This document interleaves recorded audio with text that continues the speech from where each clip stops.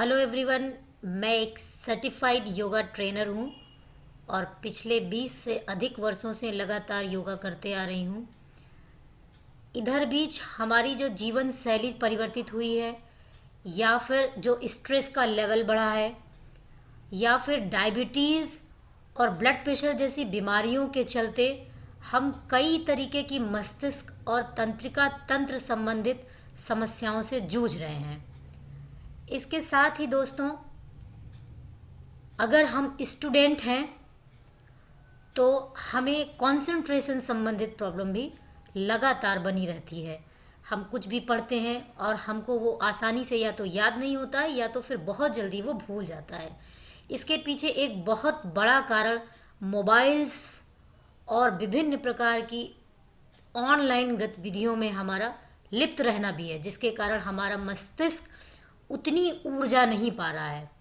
और साथ ही हमने अपने जीवन शैली से योग और स्वच्छ वातावरण में टहलना, इन सब चीज़ों को भी कम कर दिया है।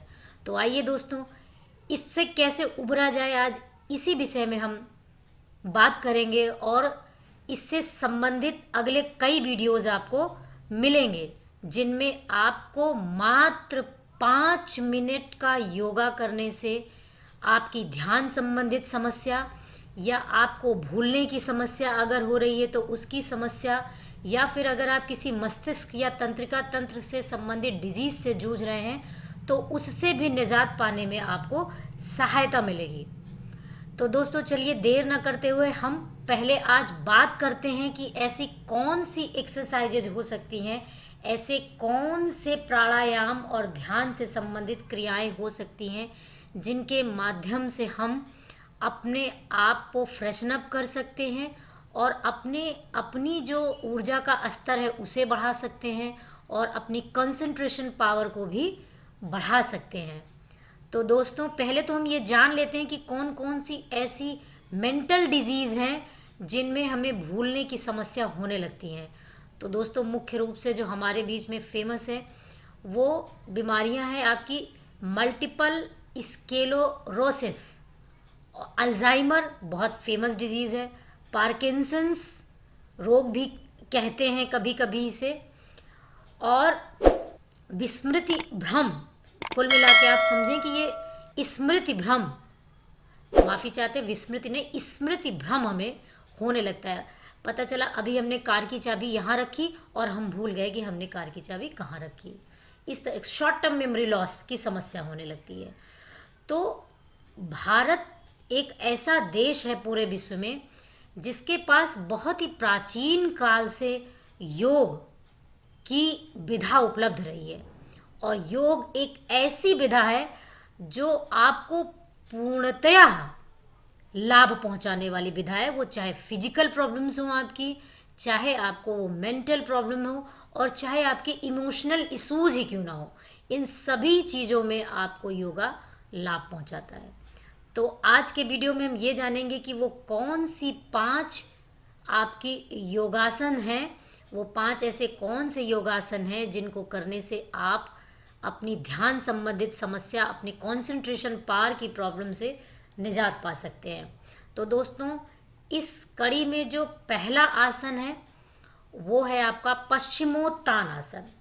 पश्चिमोत्तानासन दोस्तों पहला आसन है, और पश्चिमोत्तानासन को अगर आप रेगुलरली करते हैं, अगर आप रोज पश्चिमोत्तानासन को करते हैं मात्र आधा से 1 मिनट के लिए, ये जो आपको दिखाया जा रहा है आसन, ये पश्चिमोत्तानासन है। इसको आप खड़े होकर भी कर सकते हैं। इसमें आपको अपने सर को अपने पैर के घुटनों पर टच कराना रहता है, और आप इसे खड़े होकर भी कर सकते हैं और आप इसको बैठ कर भी कर सकते हैं। इससे आपकी नर्वस सिस्टम की एक्सरसाइज प्रॉपरली होती है और नर्वस सिस्टम आपका सीधे मस्तिष्क के साथ जुड़ा हुआ है, और आपकी बॉडी फ्लेक्सिबल भी होती है, आपको ऊर्जावान ये आपको आसन बनाता है। तो पहला जो आसन है आपका वो है पश्चिमोत्तानासन।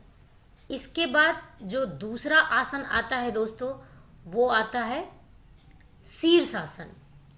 यदि आप शीर्षासन को भी मात्र आधा मिनट से 1 मिनट तक प्रतिदिन करते हैं, मैं अभी आपको आगे के वीडियोस में इनकी करने की विधि क्या है, इनमें प्रिकॉशंस क्या रखना चाहिए, किन डिजीज़ में किन आसनों को नहीं करना चाहिए, किन डिजीज़ में किन आसनों को करना बहुत ही लाभदायी होता है, इन सब चीज़ों पर डिटेल में मैं वीडियोस बना के आपके साथ साझा करूंगी उन वीडियोस को, क्योंकि एक ही वीडियो में सभी कुछ बता पाना संभव नहीं है। तो आज सिर्फ हम ब्रीफ करेंगे कि वो कौन से आसन है मुख्य रूप से जिन आसनों को करने से आप अपनी कंसंट्रेशन पावर को, मेमोरी पावर को आप एक्सीलेंट बना सकते हैं, उसे अत्यधिक ऊर्जा दे सकते हैं।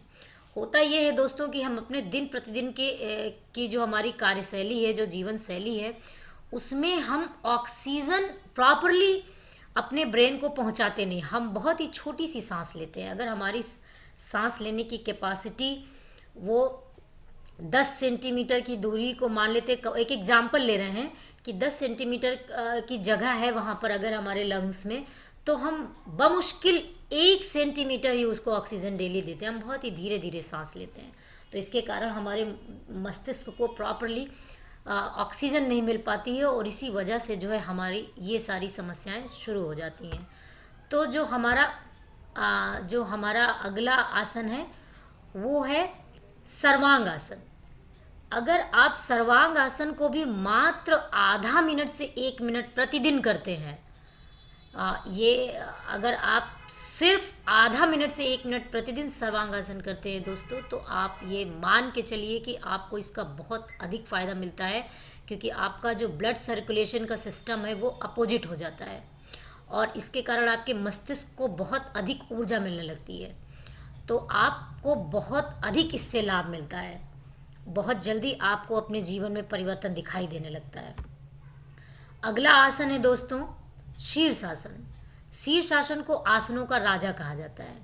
शीर्षासन आपका आसनों का राजा होता है, क्योंकि शीर्षासन को दोस्तों याद रखिएगा हलासन है, शीर्षासन है। इन आसनों को बिना एक्सपर्ट के निगरानी के स्टार्ट नहीं करना चाहिए। आप करने के बाद कुछ दिन में ही आप इसको सीख जाते हैं और उसके बाद इसे आप स्वतः बहुत आराम से कर सकते हैं, लेकिन बिगिनिंग में आपको इन्हें अकेले करना अवॉइड करना चाहिए। तो इस तरीके से दोस्तों आपका ये शीर्षासन भी आपको रोज करना चाहिए। आधा से 1 मिनट मात्र आप यदि प्रतिदिन करते हैं तो ये आपके मस्तिष्क को ऊर्जा से भर देता है। यदि आप डायबिटिक हैं तो आपको बहुत अधिक कॉम्प्लिकेशंस होते हैं, और अगर रेगुलर आपको डायबिटीज़ है तो आप कई सारी समस्याओं से जूझते हैं, और उनमें एक समस्या होती है आपकी मस्तिष्क की समस्या भी। तो आपको मस्तिष्क को ऊर्जावान बनाए रखने के लिए, या फिर जैसे अल्जाइमर और पार्किंसंस तो मतलब टेक्निकली ही आपकी जो है वो मेंटल डिजीज़ में आते हैं, मेंटल डिसऑर्डर्स में आते हैं।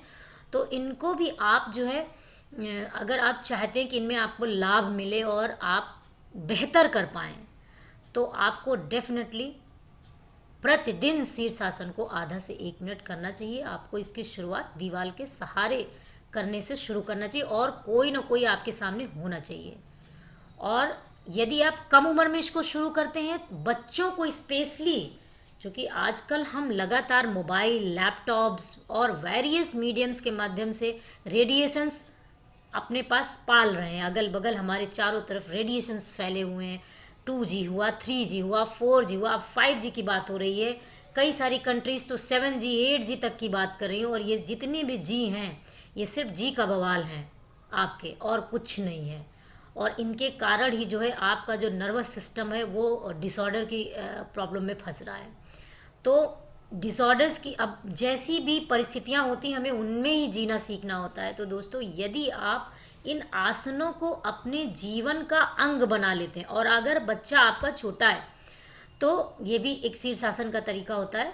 तो यदि आपका बच्चा छोटा है और आप बच्चे को बचपन से ही इन आसनों को, सिर्फ इन 5 आसनों को करना सिखा देते हैं दोस्तों, तो विश्वास करिए बच्चे को जीवन में कभी भी कंसंट्रेशन की प्रॉब्लम नहीं होगी, और साथ ही वो ताउम्र ऊर्जा से भरा हुआ अपने आप को महसूस करेगा। योगा करने वाले में और योगा ना करने वाले में आपको उन दोनों के ऊर्जा स्तर में बहुत फ़र्क दिखाई देगा।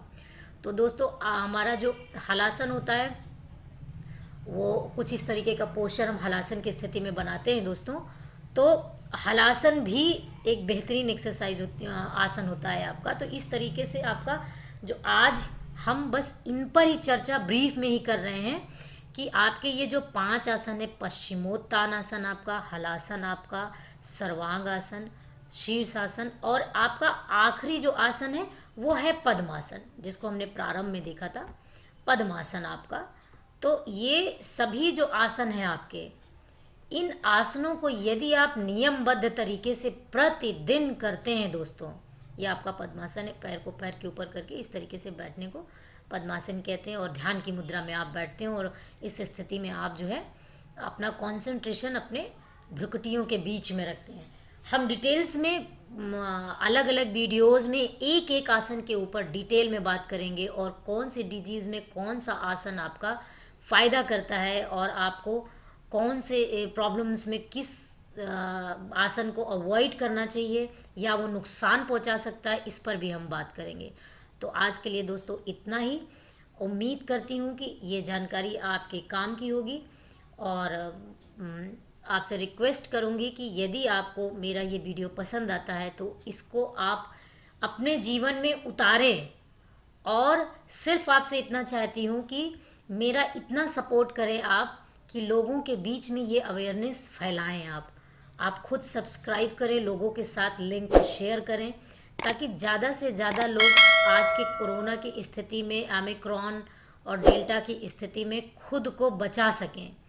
और क्योंकि दोस्तों एक बार फिजिकल डिजीज़ में तो आप चला सकते हैं, पर मेंटल डिजीज़ की स्थिति में आपको सरवाइव कर पाना बहुत ही चैलेंजिंग और डिफ़िकल्ट हो जाता है।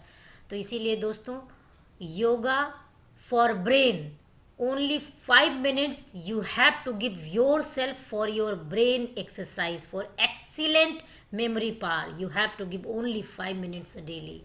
So दोस्तों, I am requesting you, please subscribe, like and share my channel.